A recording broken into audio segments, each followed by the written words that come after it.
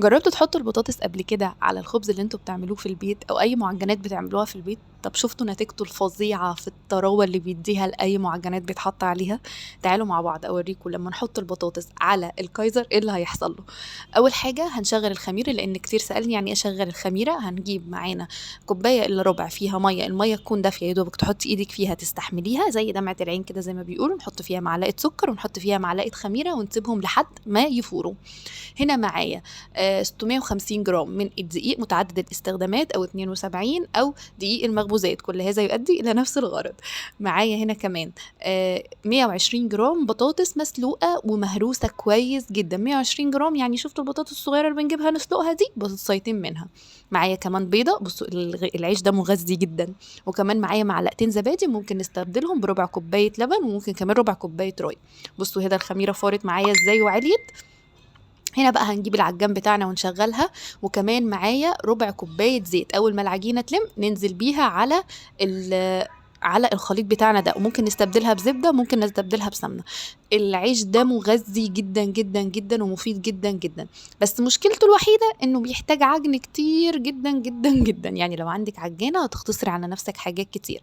كمان لو عندك الكبة اللي هي الكبيرة مش الصغيرة بتاعت البصل والثوم دي، ممكن تحطي فيها اللي فيها أداة العجن، هتبقى حلوة جدا وهتنجز معاكي برضو الموضوع. العيش ده عرقه بيبقى جامد، وكمان بيحتاج عجن لحد ما ننعمه وندبه بالبطاطس فيه، لان البطاطس طبعا ماده نشويه. ومع الدقيق، بصوا انا حتى هنا لقيت ان العجينه كانت سايبه شويه، قمت مزودها كمان معلقه دقيق، فكان الناتج عندي كله 650 جرام من الدقيق.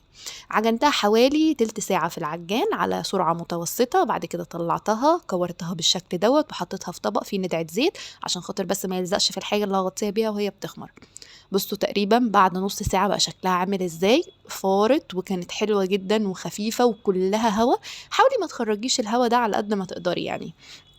الكايزر بالذات يعني من الحاجات اللي احنا بنحتاج فيها فوليوم شوية عشان يبقى مش مكتوم وطعمه حلو. هقسمه ازاي؟ طب وانا ما عنديش ميزان. الستاندر بتاع الخبز دوت 80 جرام، بس انا طبعا هتعامل كأن انا ما عنديش ميزان. هبتدي ان انا اقسمها زي ما انا ما عملت كده، 4 تربع، وكل ربع هقسمه 4. هيديني كايزر كبير، وممكن كمان اقسم اقل من كده كمان هيديني كايزر صغير. الكايزر ده كبير مش صغير. هنا بقى هبتدي ان انا اكوره. انا مش عايزه دلوقتي خالص ان انا اعمل فيه حاجه غير ان انا اقسمه واكوره. خلاص اتقسم وتكور. عشان احصل على سطح املس كده وجميل للخبز بتاعي، هبتدي باول كوره انا قطعتها هفردها كده، وابتدي ان انا بروحه ايدي اخدها كده لحد ما بصوا اخفي كل الاثار بتاعه القفل بتاعها. تقفيل الكايزر بصوا لازم كده نشد العجينه ونعملها زي الفطير المشلتت بالظبط. نكور كل الكميه اللي معانا ونحطها في السجان تكون مدهونه زيت.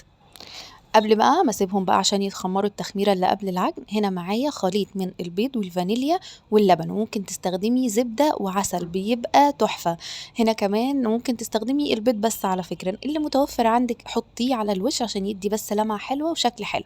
انا بقى حبيت اعمل فيها شكل كده زي الخبز الفرنسي كده، وعملت فيها خط من النص. بس غلطتي ان انا ما دوستش على الخط قوي في بعد التخمير واثناء التسويه. في بعض الوحدات الخط ده اتمسح منها، بس في حبة فضلوا صامدين للآخر الحمد لله. لو عايزين تعملوا الحركة دي اعملوها، بتدي شكل جمالي حلو قوي. مش عايزين عادي مش هتأثر. هنا بقى قبل طبعا ما يدخلوا الفرن على درجة حرارة 180، خلي بالك سويه على نار هادية علشان يستوي من جوه ما يطلعش معجن. على درجة حرارة 180 رف أوسط، فرن يكون شغال من تحت وفوق. لو مش بيشتغل من فوق وتحت، آخر قبل ما تقفلي عليه كده قومي مشغلة الشواية يعني دقيقتين. أهم حاجة راقبيه. قعد معايا في الفرن حوالي ربع ساعة على درجة حرارة 180. أول ما طلع دهنته حبة سمنة كده عشان يدينا ريحة حلوة وشكل حلو ولمعة جميلة، ورشة البخاخة بتاعتي النظيفة، وغطيته وسبته. ودي كانت النتيجة بعد ربع ساعة بالظبط. حاجة كده قمر. لو عجبتك الوصفة ما تنسيش تشيريها وتعملي لايك للصفحة.